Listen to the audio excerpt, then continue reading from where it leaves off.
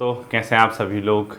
UK और UK triple SC की जो तैयारी करने वाले छात्र हैं उनका मतलब जो नए छात्र हैं या जो आप शुरुआत करना चाहते हैं उन लोगों का आप सभी का स्वागत है स्टडी विथ योगेश के प्लेटफॉर्म पे। ठीक है, आप लोगों के लिए एक नई दिशा नई डायरेक्शन लेके मैं आप लोगों के सामने आया हूँ और कैसे करना है क्या करना है हम इस चीज़ पे काम करेंगे।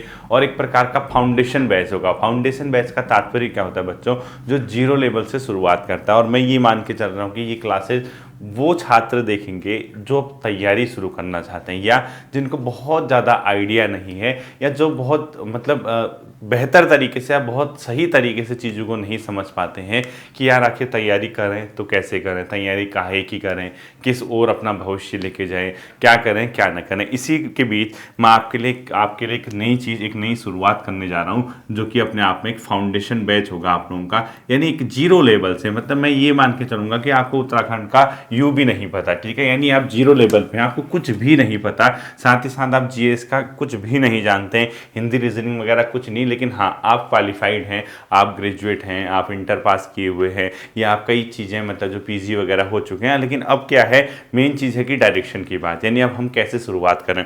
ये वीडियो थोड़ा समझने वाली चीज़ है, थोड़ा सा आप इस पर ध्यान लगाना, समझ के इस वीडियो को सुनना और कंप्लीट वीडियो सुनना। वीडियो सुनने के बाद आप खुद से क्वेश्चन करना कि आप मैंने जो बताया उससे सेटिस्फाइड हैं या आप शुरुआत करने को तैयार है या नहीं है। क्योंकि सिर्फ मेरे द्वारा या मैं अगर कोई इनिशिएटिव लूँ, कोई शुरुआत करूँ, आप लोग उसको नहीं देखेंगे, आप लोग उसके साथ नहीं चलेंगे तो फिर कोई फ़ायदा नहीं है। ठीक है, इसके अलावा मैं दो तीन चीज़ें साफ कर देना चाहता हूँ। पहली चीज़, आप लोगों का क्रैश कोर्स की क्लास कंटिन्यू रहेगी। जो बच्चे पुराने हैं 90 डेज वाला वो तो कंप्लीट रहेगा ही रहेगा। ठीक है, वीक में मैंने कितना लगभग 4 से 5 क्लासेज उसके आपके आती हैं, वो आएंगी ही आएंगी। ठीक है, वो स्किप नहीं होंगी आपकी क्रैश कोर्स वाली क्लास।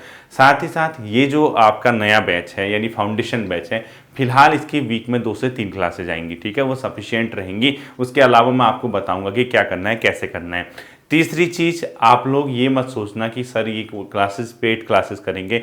मैं पिछले 2 साल से यूट्यूब पे वर्क कर रहा हूँ आप लोगों के बीच आके, तब भी मैं ये कहता था कि आप लोगों के लिए कोई पेड क्लास नहीं चलाऊंगा। और उस टाइम भी कई लोगों ने कमेंट किया कि हाँ स्टार्टिंग में सब ऐसा ही कहते हैं, 1 महीने ऐसा ही कहते हैं, 2 महीने ऐसा ही कहते हैं, जब सब्सक्राइबर वगैरह बढ़ते हैं, जब लोग जुड़ते हैं, उसके बाद अचानक से उनका मूड चेंज हो जाता है और पेड कोर्स चला देते हैं। ये मैं 2 साल पहले भी कहता आया था कि पेड कोर्स नहीं चलेगा, अब भी मैं कह रहा हूँ कि पेड कोर्स नहीं है, आपके लिए फ्री ऑफ कॉस्ट है, आपके लिए हेल्प है। एक प्रकार के जो बच्चे ऐसे हैं जिनके पास संसाधन नहीं है, जिनके पास इतनी आर्थिक स्थिति बेहतर नहीं है, उन लोगों के लिए क्लासेज हैं कि हाँ आपको भी एक सही डायरेक्शन मिल सके, एक उच्च क्वालिटी की आपको शिक्षा मिल सके और उसके साथ आप अपना भविष्य बना सके।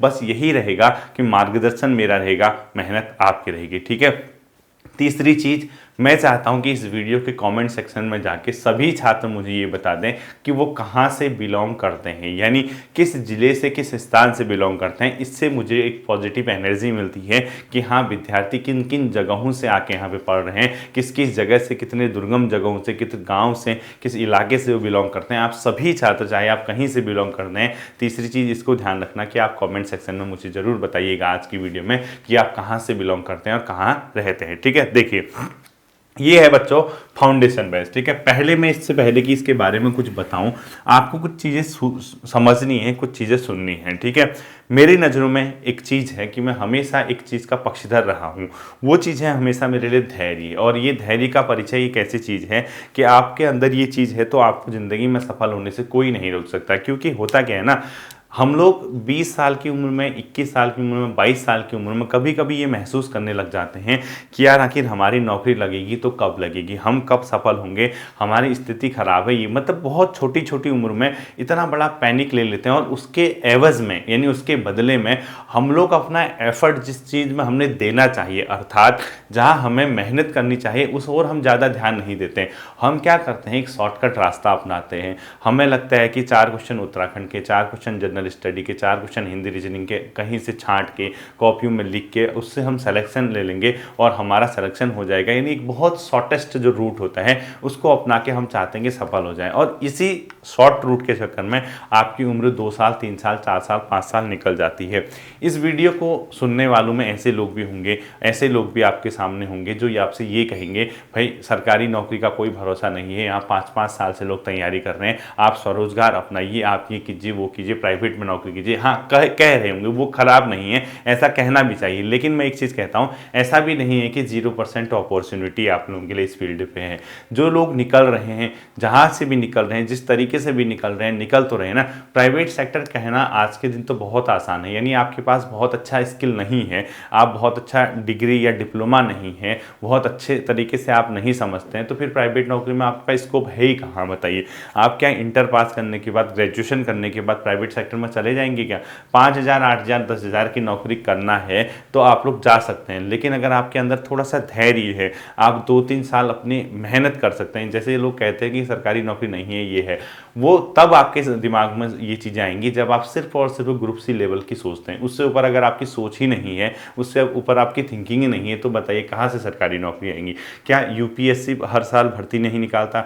यानी 800-900 जितने भी पद हैं, भले ही कम होते हैं, ऑल इंडिया लेवल पे उसके एग्जाम होते हैं। क्या आर्मी के सेक्टर में जैसे सीडीएस वगैरह है, एनडीए वगैरह, वो विज्ञापन नहीं निकलते हैं? क्या हर 1 साल 2 साल में यूपी पीसीएस में विज्ञप्तियाँ नहीं निकलती हैं? क्या आपके स्टेट में उत्तराखंड में लेक्चरर और एलटी के हर 2-2 ढाई साल में विज्ञप्ति नहीं आती है? क्या यहाँ बीच बीच में ग्रुप सी के एग्जाम नहीं आते हैं? हमारे पास अपॉर्चुनिटी होती है बच्चों, हमारे अंदर वो स्किल ही नहीं होता है कि हम ग्रुप सी से ऊपर की सोच सकें। सबसे बड़ी कमजोरी यही है, और सबसे इस कमजोरी को आपने बेहतर तरीके से आगे डील करना है। और मैं इसीलिए आप लोगों के बीच आया हूँ कि अभी अगर आपके दिमाग में कुछ भी नहीं है, अगर आप फाउंडेशन बैच के साथ हैं, आप 0 लेवल पे हैं, तो मैं आपसे ये कह रहा हूँ कि मिनिमम 2 से 2.5 ईयर यानी 2 साल इतना बढ़िया धैर्य रखना कि आपकी ज़िंदगी पूरी की पूरी बदल जाए। यानी आप इन चीज़ों के पीछे मत भागना कि कल ही फॉर्म आए, कल ही मैं एग्ज़ाम क्रैक कर जाऊँ, ऐसा मत करना बच्चों। बिना तैयारी के 100%, जब तक आप 100% किसी एग्ज़ाम के लिए तैयार नहीं है, आपका एग्ज़ाम में बैठना बेवकूफ़ी भरा कदम हो सकता है। फिर आपके अंदर फ्रस्ट्रेशन आएगी ही आएगी। आप छोटे बच्चे हैं, मैं उनसे नहीं कह रहा कि ये क्लास वो बच्चे देख रहे होंगे जो 5 साल 4 साल से तैयारी कर रहे हैं। मैंने नाम ही फाउंडेशन बैच है, यानी एक स्टार्टिंग बैच है जिसको कुछ भी नहीं पता। मैं पूरा विज़न अपना रखूँगा, कैसे हम लोग तैयारी करेंगे, कैसे हम इस चीज़ को करेंगे। देखिए, अगर आपकी उम्र कम है, आप शुरुआत करना चाहते हैं, तो इस उम्र में पैसे के पीछे मत भागना। पहली बात बता रहा हूँ, पैसे के पीछे भागने का क्या तात्पर्य होता है मैं आपको बताता हूँ। कई बारी क्या होता है, जैसे हम 12th पास करते हैं, हम ग्रेजुएट हो जाते हैं, तो हमें क्या लगता है कि 10,000 12,000 की नौकरी कहीं पे मिल जाए और 12-13,000 15-16,000, उसके बाद हम लोग जो है उसी फील्ड में आके अच्छा काम कर सकते हैं। तो मैं ये कहता हूँ कि अगर आपके पास थोड़ा सहयोग है घर का, थोड़ा पारिवारिक स्थितियाँ सही हैं, तो आपको फिलहाल अपना जो पूरा का पूरा फोकस है वो पढ़ाई पे करना चाहिए। क्योंकि 1 या 2 साल अगर आपने पूरा डेडिकेट होके, पूर्णतः ईमानदारी के साथ अगर आपने अध्ययन कर लिया, तो आपका भविष्य बहुत बेहतर हो सकता है। मैं ये नहीं कह रहा कि खाने के लिए आपके पास लाले पड़े होंगे, ऐसा भी नहीं होगा, ठीक है। ठीक ठाक कंडीशन होगी, बहुत बुरी कंडीशन भी नहीं होगी। एटलीस्ट आपको 2 टाइम की अगर रोटी मिल रही है, तो थोड़ा सा सहयोग अपने घर वालों से मांगिए, थोड़ा सा सेक्रीफाइस आप लोग अपने मतलब चीज़ों में कीजिए, और आपको पढ़ाई के क्षेत्र में अगर बेहतर करने का मौका मिलेगा। क्योंकि यही एक ऐसी चीज़ है, शिक्षा ही एक ऐसी चीज़ है जो आपको 0 से हीरो बना सकती है। क्योंकि ये आपके अंदर का जो टैलेंट है, आपको चीज़ों को सीखना है, और चीज़ों को सीख के अगर आप एग्ज़ाम में पार्टिसिपेट करने जाते हैं, एग्ज़ाम में बैठते हैं, तो ये आपके लिए बहुत ही बेहतर एक अपॉर्चुनिटी देता है कि हाँ, आप बेहतर जगह सेटल हो सकें, ठीक है। तो आप लोग अगर 0 लेवल पे हैं, तो 0 लेवल से तैयारी करने का ये मतलब है कि हाँ, आप लोग दिमाग में कचड़ा मत भरना। पहली बात बता रहा हूँ, कचड़ा भरने का मतलब कि आप लोग जहाँ से हैं, सही डायरेक्शन में, सही दिशा में एक बार 2 से ढाई साल बहुत बेहतर तरीके से स्टडी कर लीजिए। क्योंकि वक्त बहुत तेज़ी से भागेगा। अगर आप लोग एक बार पढ़ाई के क्षेत्र में जुट गए, तो 2-2.5 साल जाना बहुत बड़ी बात नहीं है बच्चों। और इन 2-2.5 साल में आप आज की डेट नोट कर लीजिए, जो आज की तारीख है इसको नोट कर लीजिए, और इसके बाद 2 से ढाई साल अगर आप लोग निरंतरता दिखाते हैं, आप लोग मेहनत करते हैं, तो आप ये देखना कि आपके अंदर कितना ज़्यादा इम्प्रूवमेंट हो गया, और आप अच्छे खासे लोगों को पहले ही एग्ज़ाम में मात दे देंगे, ये तय है। क्योंकि जो लोग आपसे ये कहेंगे कि 5 साल से पढ़ रहे हैं, 8 साल से पढ़ रहे हैं, 7 साल से पढ़ रहे हैं, सिलेक्शन नहीं हो पा रहा, उनकी अपनी कमियां तो बता ही नहीं रहे, वो कमियां तो बता ही नहीं रहे। वो इतना तो कह रहे कि हम इतने साल से पढ़ रहे हैं, लेकिन उन्होंने कभी ये नहीं कहा कि हमारे अंदर कभी हिंदी वाला पोर्शन कमज़ोर रहा, कभी हमने रीजनिंग पे वर्क नहीं किया, कभी हम एग्जाम में जल्दबाजी करके गलत करके आए। यानी वो छोटी छोटी जो मिस्टेक्स होती हैं उसने उनकी उम्र को बहुत अधिक बढ़ा दिया, यानी वो बहुत ज़्यादा समय ले रहे हैं। तो इससे आप डिमोटिवेट मत होइएगा। आप लोगों को अगर शुरुआत करनी है, आप फाउंडेशन बैच के अगर मेंबर हैं, इसके हिस्सा हैं, तो आप लोग एक ही चीज़ अपने दिमाग में रखिए कि हाँ, हम पूरे के पूरे धैर्य के साथ 2 से ढाई साल मेहनत करेंगे और उस 2 से ढाई साल के अंतर्गत आपको कई एग्जाम देखने को मिलेंगे। क्या आप लोग को लगता नहीं कि कभी यहाँ आरओ आरओ आएगा? जरूर आएगा। यूकेपीएससी का नया कैलेंडर जारी होने वाला है, बहुत जल्दी हो जाएगा। उसके तहत जैसे अगस्त में आप लोग जाते हैं, यहाँ मेंस के पेपर हैं, शायद इस वजह से विलंब हो रहा है क्योंकि वो इतने काम नहीं कर पाएगा एक साथ, इसलिए हो सकता है कि उसको विज्ञप्ति आने में देर हो रही है। लेक्चरर की दोबारा विज्ञप्ति आएगी। उसके अलावा आपके स्टेट में ग्रुप सी लेवल के जो एग्जाम है, क्या वो कभी नहीं आएंगे? क्या दोबारा आएंगे? लेकिन आप लोग उस लायक तो बनिए कि आप एग्जाम में बैठ के एग्जाम क्रैक कर सकें। पढ़ा कुछ होता नहीं है, लिमिटेड चीज़ें आपको पता होती हैं। 4 फैक्ट पढ़ के आप एग्जाम में जाते हैं, उसके बाद कहते हैं कि हमारा सिलेक्शन नहीं हुआ, ये हुआ, ऐसा हुआ, वो हुआ। वो बात की बात है बच्चों। आपसे मैं एक ही निवेदन करूंगा, आप सिर्फ और सिर्फ ये चीज़ याद रखें कि आपकी ये तैयारी कब हो रही है और आपके अंदर ये पोर्शन कितना है। यानी धैर्य और तैयारी, यानी इन दोनों का अगर आपके अंदर कॉम्बिनेशन सही तरीके से बैठ गया तो मान के चलिए आपका सिलेक्शन होना तय है। आज 10 जुलाई है, मैंने आपसे क्या कहा था, मैं इसका एक डेमो दूंगा। डेमो का क्या मतलब है कि मैं आपको समझाऊंगा कि आपके अंदर किस तरीके से चीज़ों को आगे ले जाने की एक प्रकार की क्वालिटी होनी चाहिए, किस प्रकार की गुणवत्ता के साथ आगे बढ़े।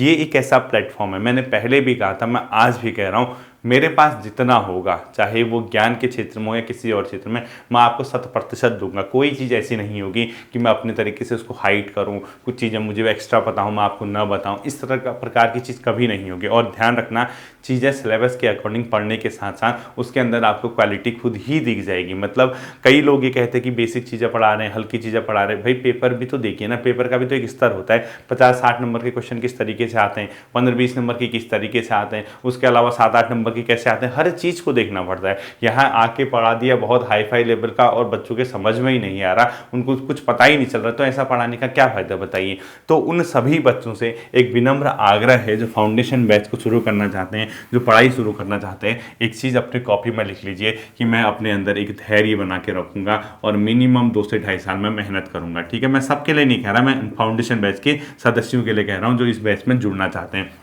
दूसरी चीज़ सुनना, हम लोग तैयारी कैसे करेंगे, हम लोग कैसे प्रिपेयर होंगे कि हम पहले ही एग्जाम में हजारों उन छात्रों को डिफीट कर देंगे, उनसे बेहतर स्कोर कर लाएंगे जो लगभग 3-4 साल 4.5 सालों से पढ़ रहे हैं। ये करना बहुत आसान नहीं है बच्चों, बहुत इजीली आप ये चीज़ कर सकते हैं, बशर्ते कि आपके पास जो पढ़ने का तरीका है वो सही हो, सही मार्गदर्शन हो, सही चीज़ें पढ़ो, पॉइंट टू पॉइंट पढ़ो, जो आपके सिलेबस में चीज़ें हैं उस तरीके से आप पढ़ो। और ये सिर्फ और सिर्फ आपका ग्रुप सी लेवल का ही नहीं है। मैंने कल भी इस चीज़ को कम्युनिटी टैब में लिखा है कि यूकेपीएससी के जितने भी एग्जाम होंगे उनके प्रीलिम्स, यानी upper PCS, lower PCS, FRO का एग्जाम है, आरओ एआरओ का एग्जाम है, इनके प्रीलिम्स तो इजीली आप आंख बंद करके क्रैक कर जाओगे। साथ ही साथ इन एग्जामों के मेंस में आपको बहुत हद तक मदद मिलेगी। मैं ये नहीं कह रहा कि इन क्लासेस से आपका मेंस निकल जाएगा, लेकिन आपको मेंस की डायरेक्शन मिलेगी। वो फिर बाद में अगर कभी आपका मेंस होता है तो उस चीज़ के लिए मैं आपको अलग से डायरेक्शन दूंगा। ठीक है,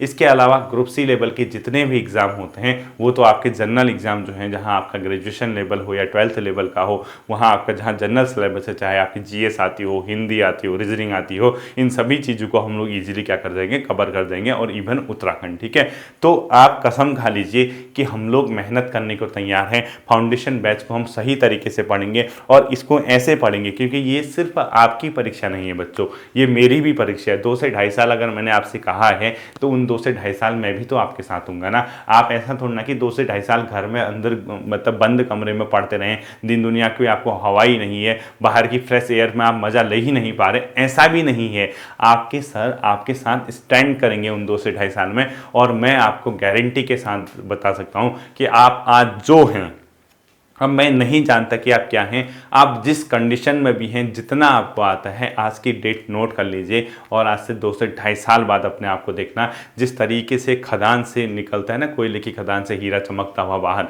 वही कंडीशन आपकी हो जाएगी। बशर्ते आप लोग साथ बनाए रखना, आप लोग पढ़ना, आप लोग मेहनत करना। इसमें क्या होगा, हमें आज लग रहा ना जैसे 2 से ढाई साल यार कब होगा क्या होगा, उस समय को सोचिए जब 2 से ढाई साल पढ़ने के बाद आप किसी भी एग्जाम में बैठो वो धीरे धीरे क्रैक होने लग जाएंगे। यानी आप बहुत हद तक उस एग्जाम को या तो क्रैक कर जाएंगे या उसके बहुत क्लोज पहुंच जाएंगे। अगर बाई चांस कोई मिस्टेक होगी तो नेक्स्ट एग्जाम में आप उसको सुधार के एग्जाम क्रैक कर जाएंगे। यानी आपको क्वालिफाइड बनाना, आपको शिक्षित करना, आपको ज्ञान देना, आपके पास संसाधनों की कमी है, उस संसाधनों को कमी को दूर करते हुए घर पे आपको क्लास देना, ये जिम्मा मैंने उठाया है। तो इसी जिम्मे के साथ साथ इस प्लेटफॉर्म का बहुत बेहतर तरीके से फ़ायदा उठाइए। बहुत कभाड़, बहुत ज़्यादा उल्टी सुल्टी चीज़ें अपने दिमाग में डाल के उनको मत पढ़ना। मैं आपसे रिक्वेस्ट कर रहा हूँ, आप किसी भी प्लेटफॉर्म से पढ़िए, हमेशा याद रखना एक डायरेक्शन के साथ पढ़ना। इधर उधर की चीज़ें मिला के सब उसको खिचड़ी मत बना देना, कभाड़ मत बना देना, इस प्रकार के काम नहीं करने। ठीक है, अब देखिए मैंने आपसे क्या कहा, ये जो बैच होगा कंप्लीट समझना, यूकेपीएससी। और मैं हमेशा आपसे कहता हूँ पहली प्रेफरेंस आपकी हमेशा यूकेपीएससी के एग्जाम होने चाहिए, क्योंकि ये एग्जाम क्रैक करना यूके ट्रिपल एससी से ज़्यादा ईजी है, बशर्ते थोड़ा सा आप लोगों ने मेहनत की होनी चाहिए, आपको सही डायरेक्शन मिली होनी चाहिए। और सेकंड हो गया यूके ट्रिपल एससी। इसके सारे के सारे एग्जाम हमारे राज्य के अंदर जितने भी इसके एग्जाम होते हैं, मैक्सिमम एग्जाम इस फाउंडेशन बैच के अंदर कवर हो जाएंगे। यानी मैं कोशिश करूंगा कि आपका अधिकांश पोर्शन कवर हो जाए। कई बच्चे कह रहे थे कि सर लेक्चरर की भी तैयारी कराओगे, मैंने कहा बिल्कुल, क्योंकि मैक्सिमम पोर्शन तो यहाँ है, उसमें क्या आएगा, पैडागोजी वगैरह वाला पोर्शन आएगा। एक शायद आपका वो जो कमीशन वगैरह आते हैं वो चीज़ें आएंगी, वो मैं अलग से करा दूंगा 30-40 नंबर का जो भी होता है। लेकिन मैक्सिमम पोर्शन आप ये मान के चलिए आपके सारे एग्जाम के इस पोर्शन से कवर हो जाएंगे। पहले जब मैंने उत्तराखंड का इतिहास पढ़ाया था, आज से लगभग 1.5 साल पहले मैंने शुरू किया था लर्निंग। पिछले बार मैंने अगस्त के समय से, शायद मैंने 2020 में मैंने आपको उत्तराखंड पढ़ाई थी। तो पहला एक्सपीरियंस था, बहुत ज़्यादा मतलब उस तरीके से मैं भी नहीं पढ़ाता था, पता नहीं था कि कौन जुड़ेगा, क्या पढ़ रहे हैं, कैसे नहीं पढ़ रहे हैं। लेकिन आज के उत्तराखंड के इतिहास और तब के उत्तराखंड के इतिहास में आपको ज़मीन आसमान का अंतर दिखेगा। यानी उत्तराखंड हिस्ट्री ऐसी पढ़ोगे कि आपको जिला सीरीज भी फेल लगने लगेगी। यानी आप कहोगे कि यार वाह गुरु मज़ा आ गया, उत्तराखंड हिस्ट्री से आप कहीं से भी किसी तरीके से क्वेश्चन आए, हाँ बशर्ते थोड़ा सा अगर ऐसे फैक्ट पूछ दिए जाए जिसका आता पता ही नहीं है, उसमें कुछ नहीं कर सकता। लेकिन एक बेसिक समझ के साथ आप लोग उत्तराखंड हिस्ट्री अब पढ़ोगे और बहुत बेहतर तरीके से मैं आपको पढ़ाऊंगा इसी में मैप के साथ। ये मत सोचना कि सर डिजिटल बोर्ड ला के पढ़ाएंगे, सर के पास इतने वो नहीं है, मतलब समय नहीं है कि उसको डिजिटल बोर्ड को यहाँ पे रख के डील करूँ, मतलब ठीक है। उसके लिए आपके पास टेक्निकल टीम का होना भी जरूरी है और मेरे पास समय का अभाव है। आप सभी जानते हैं कि सर जॉब करते हैं, जॉब के साथ साथ आप लोगों के लिए वर्क कर रहे हैं, तो वो समयाभाव के कारण उन चीज़ों पर मैं नहीं लगे रहता हूँ। और पढ़ने वाला, जैसे हम लोग बचपन में थे ना, छोटे छोटे उम्र में जब गाँव वगैरह में लाइट वगैरह नहीं होती थी, हम लोग सोने का बहाना बता देते, खुश हो जाते थे, यार लाइट चलेगी इवनिंग में, यार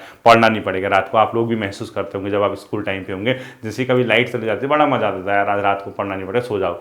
तब घर वाले कहते थे बच्चों पढ़ने वाला तो मोमबत्ती की लाइट में भी पढ़ लेता।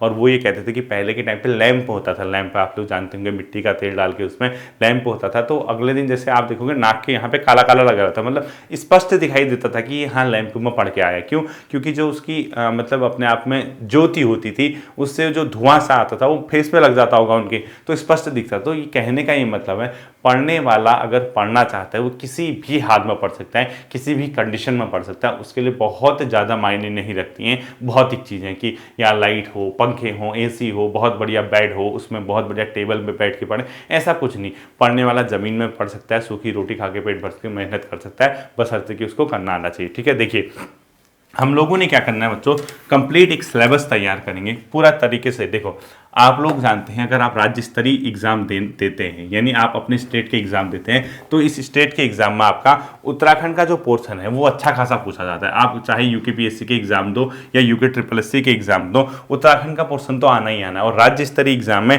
मैं आपको स्पष्ट बता देता हूँ, आपकी थिंकिंग ऐसी होनी चाहिए कि आपको जो पहली प्रेफरेंस होनी चाहिए नए बच्चों के लिए, वो यूकेपीएससी के एग्जाम को ध्यान देना। यूकेपीएससी के एग्जाम का मैं आपको सीधा सीधा बताता हूँ, उत्तराखंड बहुत बेसिक पूछेगा, मतलब बहुत ज़्यादा हार्ड लेवल की ना पूछ के बहुत बेसिक पूछता है। ठीक है, अब उत्तराखंड बेसिक का क्या मतलब होगा, हम लोग कैसे डील करेंगे। देखिए हम लोग इसको अब पहले मैंने क्या कराया था, उत्तराखंड की हिस्ट्री पढ़ाई थी।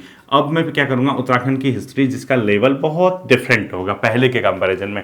ऐसा नहीं कि यार आया पढ़ा दिया, इस तरीके से नहीं, आपको क्लास में ही चीज़ें आपकी समझ आनी चाहिए। और अगर आप वनडे एग्जाम की तैयारी करोगे तो उत्तराखंड हिस्ट्री का जो पोर्शन है वो यूके ट्रिपल एससी के पेपर में लगभग 10 से 12 क्वेश्चन वो पूछता है। और अगर आप यूके पीएससी के पेपर में जाओगे तो 7 से 8 क्वेश्चन उत्तराखंड हिस्ट्री के आते हैं। यानी एक बहुत मेजर सेक्शन है हमारे भविष्य के लिए, हमारे सिलेक्शन के लिए। ठीक है, हम इसको क्या करेंगे बच्चों, बहुत बेहतर तरीके से तैयार करेंगे विथ मैप, यानी मैप की हेल्प से तैयार करेंगे और क्लास में ही आपकी चीज़ें कवर हो जाएंगी।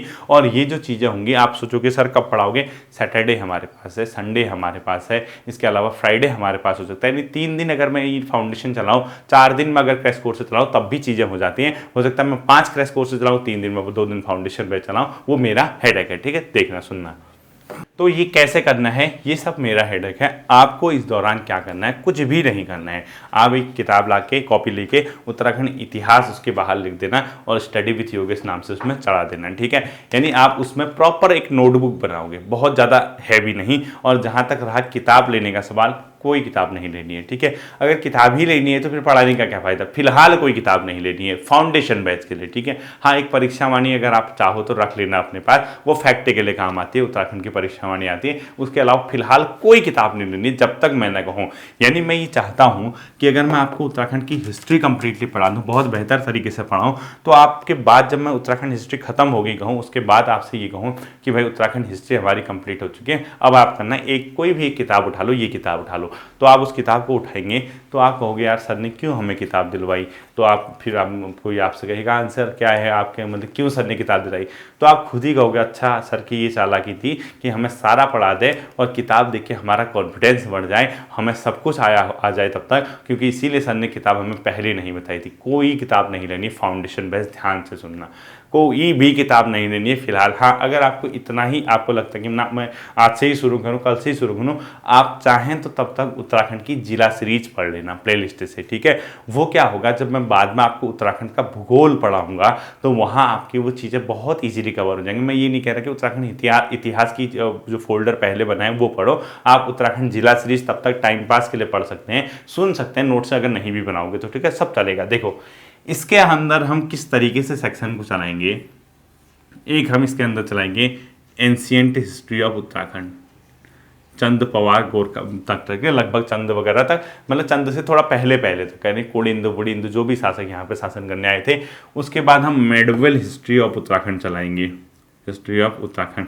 इसके अंदर चंद पवार गोरखा और ब्रिटिश चलाएंगे। ठीक है, उसके अंदर हम उसके बाद मॉडर्न हिस्ट्री ऑफ उत्तराखंड चलाएंगे, मॉडर्न हिस्ट्री ऑफ उत्तराखंड चलाएंगे। और उसके बाद हम इसी में स्वतंत्रता संग्राम देखेंगे, बाद में स्टेट फॉर्मेशन यानी राज्य निर्माण आंदोलन, यानी स्टेट फॉर्मेशन मूवमेंट, यानी राज्य निर्माण आंदोलन, स्वतंत्रता के बाद राज्य निर्माण के लिए कैसे हुआ। जब आप इस पूरे सेक्शन को कवर करोगे तो आपके 8 से 10 नंबर कहीं नहीं गए, मान के चलिए। ठीक है, किसी भी एग्जाम अगर आप स्टेट के बैठोगे तो 8 से 10 नंबर यहाँ से कहीं नहीं गए। किताब नहीं लेनी है पहली चीज़। ठीक है, थोड़ा सा संयम के साथ, मैंने पहले भी कहा था। अब जब आपका ये पोर्शन कंप्लीट हो जाएगा, इतना पोर्शन, तो आप ये नहीं कि फिर सर और नोट्स दो और फैक्ट दो और पढ़ाओ, ये नहीं चलेगा। ठीक है, आपसे मैंने क्या कहा, पढ़ना है एक ही तरीके से पढ़ना है, थोड़ा सा धैर्य के साथ पढ़ना है और थोड़ा समय लेंगे हम लोग, टाइम टेकिंग हमारी क्लासेज हो सकते हैं, लेकिन पढ़ेंगे ऐसे कि हवा में पढ़ने से बेहतर 5 साल लगाएं, इससे बेहतर 2 साल जमीनी स्तर पे पढ़ें, धरातल पे आके पढ़ें और 2.5-3 साल में कहीं सेलेक्ट हो जाए। ये हमारा मेन टारगेट रहेगा। और याद रखना समय जाने में समय नहीं लगेगा। ठीक है, पहले कह रहा हूँ समय जाने में समय नहीं लगेगा। अपने अंदर कॉन्फिडेंस लाइए, आप नए बच्चे हैं, आपके दिमाग में कुछ भी नहीं है, आप कुछ भी मत डालना इस दिमाग में जब तक मैं आपको क्लासेस ना दूँ। यानी आप अपनी इस माइंड को ब्लैंक करके रहो, क्योंकि अगर इसके अंदर ब्लैंक होगा, एक सही तरीके से सही उम्र में अगर आप लोगों ने इसको भरना शुरू किया, सही मटेरियल डालना शुरू किया, तो ये आपके भविष्य में बहुत लाभदायक होगा। पता लगा यहाँ क्लासेज ये पढ़ी, दूसरी जगह से कुछ और डाल दिया, किसी फालतू की किताबें ला के जमा कर दिया, कहीं से नोट से जमा कर दिए, कुछ कर दिए, वो सारा का सारा कबाड़ इसके अंदर डाल दिया, तो एग्ज़ाम हॉल पे जब बैठोगे पता ही नहीं चलेगा कि कौन सा मटेरियल वहाँ एग्ज़ाम में आपने पढ़ा था, घर पे पढ़ा था, और क्या एग्ज़ाम में आ गया। ये सच्चाई है। ठीक है, इसके बाद देखना, जैसे ही उत्तराखंड हिस्ट्री कंप्लीट होगी, हमारा सेकेंड जो पोर्शन रहेगा वो रहेगा उत्तराखंड जियोग्राफी। उत्तराखंड की ज्योग्राफी। ठीक है, अब आप भूल जाना कि आपको मैं जिला सीरीज पढ़ाऊंगा। उत्तराखंड का भूगोल आएगा, इसीलिए मैंने कहा अगर आप चाहें तो तब तक उत्तराखंड जिला सीरीज पढ़ सकते हैं, उसके नोट्स बना सकते हैं जब तक आप मैं क्लास शुरू न करूं। ठीक है, उससे क्या फ़ायदा होगा, उत्तराखंड की भूगोल की आप लोगों की बहुत अच्छी कमांड हो जाएगी। हम इसको सेपरेटली पढ़ेंगे, यानी स्पेशल पढ़ेंगे। उत्तराखंड भूगोल में देखेंगे भौगोलिक स्ट्रक्चर कैसा है, ज़िले किस तरीके से डिवाइड है, नदियाँ कैसी हैं, ताल दर्रे वगैरह सब चीज़ देखेंगे। यहाँ हिमालय पर्वत के निर्माण से संबंधित चीज़ें देखेंगे, तराई भाबर के इलाके को देखेंगे, हिमालय की विभिन्न श्रेणियाँ जो उत्तराखंड आपके स्टेट में पड़ती है वो पढ़ेंगे, मध्य हिमालय में कौन सा है, शिवालिक हिमालय में कौन से टाउन है ये देखेंगे, बारिश कैसे होती है, बरसात कहाँ ज़्यादा होती है ये देखेंगे, भौगोलिक रूप से जो पाए जाने वाले संसाधन हैं वो कहाँ किस प्रकार के मिलते हैं, किस प्रकार की वनस्पति मिलती है। इस तरीके से अगर हम क्वेश्चन देखेंगे तो उत्तराखंड के भूगोल में भी मान के चलिए 7-8 नंबर आपके कहीं नहीं गए। ठीक है, तीसरा चीज आएगा उत्तराखंड की इकोनॉमी, यानी फोल्डर बनेंगे। ठीक है, इकोनॉमी ऑफ उत्तराखंड, यानी उत्तराखंड की इकोनॉमी पढ़ेंगे। ठीक है, इसको भी हम देखेंगे कि सरकार ने कौन कौन सी योजनाएं शुरू की हैं और आर्थिक रूप से। ठीक है, इसके अलावा इसमें हम देखेंगे कि यहाँ पर जो आर्थिक सर्वे होता है, बजट होता है, उससे संबंधित आंकड़े क्या हैं, या किस चीज़ के उत्पादन में उत्तराखंड अग्रणी है, या यहाँ पर जो सेवा क्षेत्र है, विनिर्माण क्षेत्र है, या आपका प्राथमिक क्षेत्र है, उसमें कितना कितना परसेंट यहाँ की जीडीपी में है। इन सब चीज़ों को देखेंगे, यानी ये फोल्डर हमारे उत्तराखंड हिस्ट्री का क्या रहेगा, सेपरेट रहेगा। और अंतिम में हम देखेंगे उत्तराखंड का विविध पोर्शन, उत्तराखंड विविध। ठीक है, उत्तराखंड का विविध। इसके साथ साथ आपको एक और चीज करनी है, न्यूज़पेपर डेली पढ़ना है बच्चों, अभी से न्यूज़पेपर। ठीक है, ये डेली पढ़ना है आपको। अगर आप न्यूज़पेपर नहीं पढ़ पा रहे हैं तो आपके लिए बहुत बड़ी मुसीबत कल आ सकती है। और न्यूज़पेपर में आपको क्या करना है, उत्तराखंड के कल्चर से संबंधित, उत्तराखंड की मंदिरों से संबंधित, उत्तराखंड के भूगोल से संबंधित, कोई ताल के बारे में बता रखा है, कोई उद्घाटन सरकार ने किया है, ये अपने एक पतली सी नोटबुक लेके, मतलब एक नोटबुक ला के उसमें लिख लेना उत्तराखंड न्यूज़पेपर से संबंधित महत्वपूर्ण तथ्य। ठीक है, न्यूज़पेपर से संबंधित महत्वपूर्ण तथ्य फैक्ट तो डेली आज से ही शुरू कर दो अखबार पढ़ना। देखना कि आपके राज्य से में कौन कौन सी चीज़ें होनी, कुछ इंपॉर्टेंट अगर आपको लगता है कि हाँ ये कोई मंदिर के बारे में बताया है, कोई राजभवन के बारे में बता रखा है, कोई स्कूल के बारे में बता रखा है, कोई धरोहर के बारे में बता रखा है, किसी नदी के बारे में बता रखा है, ये चीज़ें अगर आप नोट करोगे तो आपकी तैयारी को 4 चांद लगने तय हैं। तो ये कंप्लीट तरीके से हम लोग उत्तराखंड सेपरेट देखेंगे। और बहुत जल्दी अगर हो सकता है कि इसकी पहली क्लास आने वाले फ्राइडे को आए तो हम उत्तराखंड की हिस्ट्री से इसको क्या करने वाले हैं, शुरुआत करने वाले हैं। ठीक है, इसके बाद देखना सेकंड चीज आएगी बच्चों आपकी जीएस की, जो बहुत ज़्यादा इंपॉर्टेंट है। अब जीएस में क्या करेंगे, इस तरीके से इस जीएस को पढ़ेंगे कि आपको कहीं पढ़ने की फिर ज़रूरत नहीं पड़ेगी। यानी हमारा जो जीएस का पोर्शन होगा वो 2 चीज़ों से पे आधारित होगा, कॉन्सेप्ट प्लस फैक्ट। यानी आप कॉन्सेप्ट आधारित कोई बड़े एग्जाम, क्योंकि आप बच्चे हैं, मैंने इसीलिए मान रहा हूँ कि आप बच्चे हैं, आप स्टार्टिंग कर रहे हैं, तो बिना कॉन्सेप्ट के फैक्ट मत पढ़ना, नैया डूब जाएगी, पार नहीं होगी, नैया डूबने के पूरे चांसेस रहेंगे। क्योंकि फैक्ट ही फैक्ट पढ़ोगे तो बहुत स्थिति क्या हो सकती है, दयनीय हो सकती है। कितना एग्जाम में लिखना है, मैं क्या कह रहा हूँ बताओ, समय तो आप दोगे ही ना। भगवान न करे आप आज से पढ़ना शुरू करना, 8 साल तक आपका सिलेक्शन नहीं हुआ, इसका मतलब आप फिर भी उसी ढर्रे पे चले जा रहे हैं। आप एक एग्जाम में फेल हो रहे हैं, फिर उसी को पढ़े जा रहे हैं, दूसरे में फेल हो रहे हैं, फिर उसी को पढ़े जा रहे हैं। इससे बेहतर ये नहीं है क्या 2 से 2.5 साल हम अच्छे से पढ़े और हमें कहीं पढ़ने की जरूरत ना पड़ी, उसके बाद पहले एग्जाम को हम क्रैक कर जाएंगे। ये आपको बेहतर वो नहीं लगता क्या?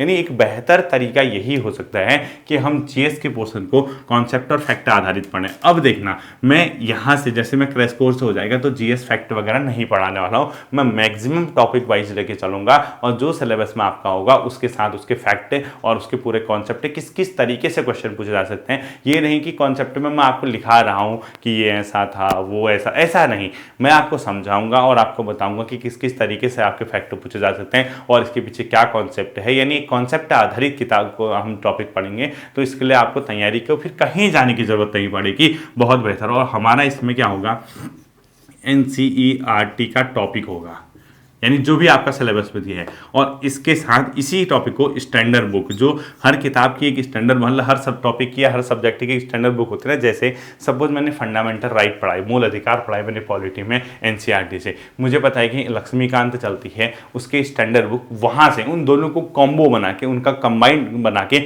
ऐसे पढ़ा दिया जाएगा कि आपका क्वेश्चन बाहर पूछ ही नहीं सकता है किसी भी तरीके से, बशर्ते मेहनत आपको करनी है। 2 से 2.5 साल का एक टारगेट लेके चलिए। यानी हम इस तरीके से अपने जीएस को कंप्लीट करेंगे। और होगा क्या, जैसे मॉडर्न हिस्ट्री का आप लोग मेरे उसमें फोल्डर देना, यानी आधुनिक भारत गहन अध्ययन करके एक फोल्डर बना है प्लेलिस्ट में, वो जहां पे पहुंचा है उसी से हम लोग क्या करेंगे, आगे की ओर को बढ़ेंगे, ताकि वो 7-8 टॉपिक जो कवर हुए हैं उसी फोल्डर को हम आगे को कंटिन्यू करेंगे, वो जीएस का पोर्शन रहेगा। इसी तरीके से भूगोल एक गहन अध्ययन करके फोल्डर बनाया है, उसमें भी 10-12 टॉपिक बने हैं, उसी टॉपिक में हम इंक्लूड करेंगे। अभी किताब नहीं लेनी है, अभी शुरुआत नहीं करनी है आपने, अभी मैं जितना कह रहा हूं वो करना, क्योंकि आप फाउंडेशन बैच के मेंबर हैं, यानी आप बेसिक शुरू कर रहे हैं, ठीक है। यानी इस तरीके से हम लोग क्या करेंगे, इसको शुरुआत करेंगे। अब आप कहोगे सर एनसीईआरटी की किताबें ले लो, नहीं लेनी है, इतना बोझ किताबों का मैं दूंगा ही नहीं। मैं लास्ट में आपको बता दूंगा कि आपको कौन सी किताब फिलहाल के लिए लेनी है, उसके अलावा कुछ भी नहीं लेना है, ठीक है। अभी कितना कहा मैंने, एक न्यूज़पेपर डेली पढ़ना कहा है,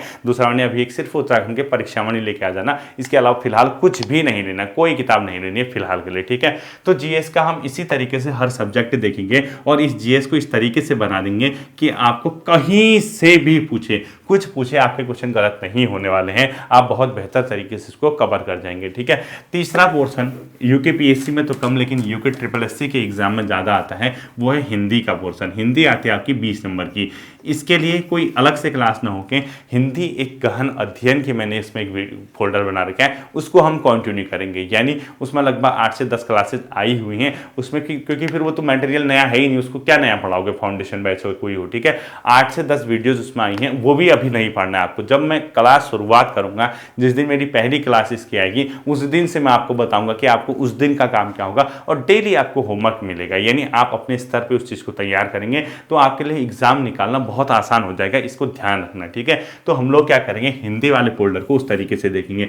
बचता है 2 फोल्डर, एक रीजनिंग का, दूसरा कंप्यूटर का। इस पे हाथ मत डालना भी, ठीक है। ये लास्ट का काम होता है, जब आपकी एग्जाम में 1-2 महीने 2-2.5 महीने बचते हैं, उस समय ये हम लोग ये करेंगे, रीजनिंग और कंप्यूटर। फिलहाल इसमें कोई भी हाथ नहीं डालना है, ठीक है। तो ये पूरा का पूरा विजन था। अब क्या होता है, कई बारी क्या होता है, कई बच्चे ये कहते हैं सर लेक्चरर के लिए क्या होगा, लेक्चरर जैसे फाउंडेशन वाले हैं, ठीक है, वो लेक्चरर। मैंने कहा ना, प्री का अगर एग्जाम होगा तो मैं कराऊंगा सब्जेक्ट वाइज जो एग्जाम होता है, यानी सब्जेक्ट का अलग अलग, जो मैं यहाँ टॉपिक पढ़ा रहूँगा, हो सकता है कुछ टॉपिक जैसे पॉलिटी पढ़ा रहा हूँ आपके सिलेबस में हो सकते हैं, हो सकता है हिस्ट्री का कोई टॉपिक पढ़ा रहा हूँ आपके सिलेबस में हो सकता है। मैं ये कमिटमेंट नहीं करूँगा कि मैं हर सब्जेक्ट पढ़ाऊँगा, लेकिन मैं ये देखूँगा कि मैं जो पढ़ा रहा हूँ अगर उसका कहीं ना कहीं आपके फ़ायदा है, यानी आपके एग्ज़ाम में उसका सिलेबस है, आपके पैटर्न में है वो, तो आपको वहाँ से फ़ायदा हो सके। इसी तरीके से कई बच्चे कहेंगे आर ओ मेन से सर, वो बात की बात है, वो मैंने आपसे कहा है कि वो हो जाएगी, तो यानी उसका फिक्र मत करो, वो बहुत ईजी है, ठीक है।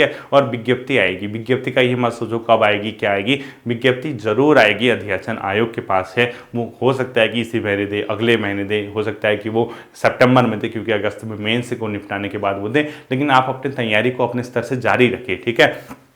अब देखिए अंतिम बात आती है, ये तो पढ़ाने के तरीके होंगे, कैसे होगा, क्या होगा, कैसे हम लोग चलेंगे।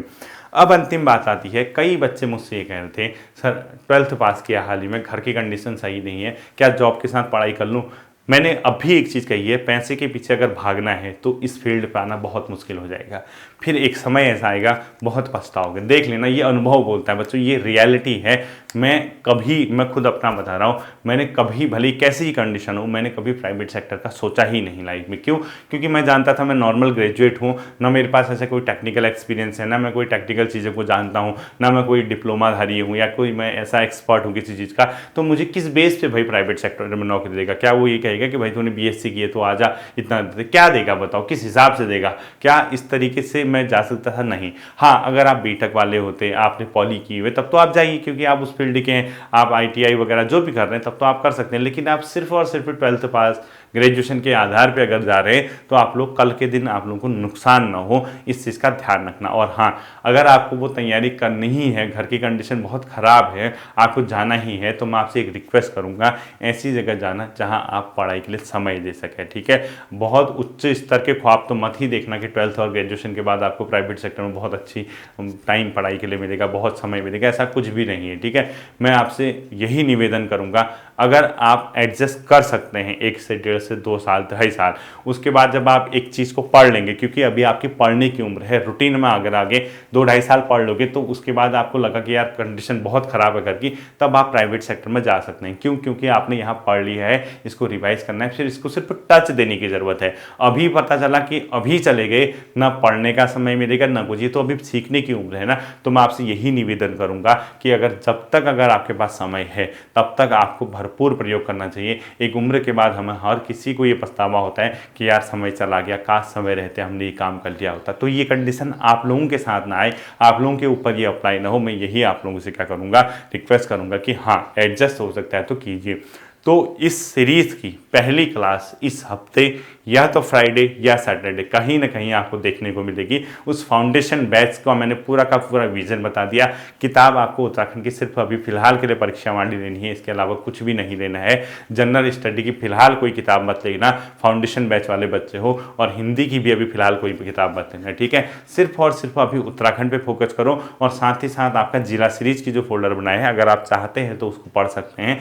किताब का सोर्स नेक्स्ट वीक जब मेरी पहली क्लास आएगी आने वाले हफ्ते, वहां पे मैं आपको बता दूंगा कि आपको क्या किताब लेनी है। हाँ, अगर आपको ये लगता ही है नहीं सर अभी बताओ हम कौन सी किताब लें, हम क्या लें, अभी से हमें जानने हैं, तो मैं, अगर आप कई बच्चे सोचोगे लूसेंट सजेस्ट कर देंगे। हाँ, फैक्ट है, अगर वनडे एग्जाम का ही पढ़ना है तो लूसेंट ले सकते हो आप, ठीक है। अगर आप सिर्फ और सिर्फ वनडे एग्जाम की अगर आपकी थिंकिंग है तो आप लूसेंट की जनरल स्टडी को ले सकते हैं। अगर आप फिर से सुनना, अगर आपकी सोच सिर्फ और सिर्फ लूसेंट तक आधारित है, यानी आप लूसेंट की बुक लेना चाहते हैं वनडे एग्जाम के लिए, तो आप ले सकते हैं, ठीक है। बाकी मैं तो कराऊंगा ही कराऊंगा। और हाँ, अगर आप नहीं फ्रेशर हैं, आपको लगता है कि नहीं मैं पढ़ना चाहता हूँ, मुझे पढ़ना है, तो मैं आपसे यही रिक्वेस्ट करूँगा, अगर आपके पास पैसे नहीं हैं खरीदने के लिए चीज़ों को, तो एक अनुरोध आपका है, प्ले स्टोर में जाके आप लोग NCERT की किताबें डाउनलोड कर लीजिए। NCERT सॉल्यूशन वहाँ नाम से होगा। प्ले स्टोर में कई फोल्डर हैं NCERT किताबों के, तो हो सकता है कि आप इतिहास के सेक्शन से शुरू कीजिए, आप भूगोल के सेक्शन से शुरू कीजिए, आप जैसे 9th की ज्योग्राफी 10th की ज्योग्राफी पढ़ लीजिए, या आप 8th की और 11th की हिस्ट्री पढ़ लीजिए, या 11th 12th की इकोनॉमिक्स पढ़ लीजिए, या 11th की पॉलिटी पढ़ लीजिए। अगर आप इतना भी कर पाते हैं तो बहुत बेहतर है, ठीक है। GS के लिए मैं आपको बहुत बढ़िया सोर्स बता देता हूँ। देखो, NCERT पॉलिटी पढ़ लो आप 11 की, पॉलिटी 11th की कौन सी, संविधान वाली, ठीक है, सब मत पढ़ना। 11th की आप कौन सी पढ़ लो, संविधान वाली, ठीक है। इंडियन पॉलिटी संविधान का पोर्शन है जिसमें। इसके अलावा आप हिस्ट्री पढ़ सकते हो, मॉडर्न हिस्ट्री 8th की, और इसके साथ साथ 11th की हिस्ट्री पढ़ सकते हो।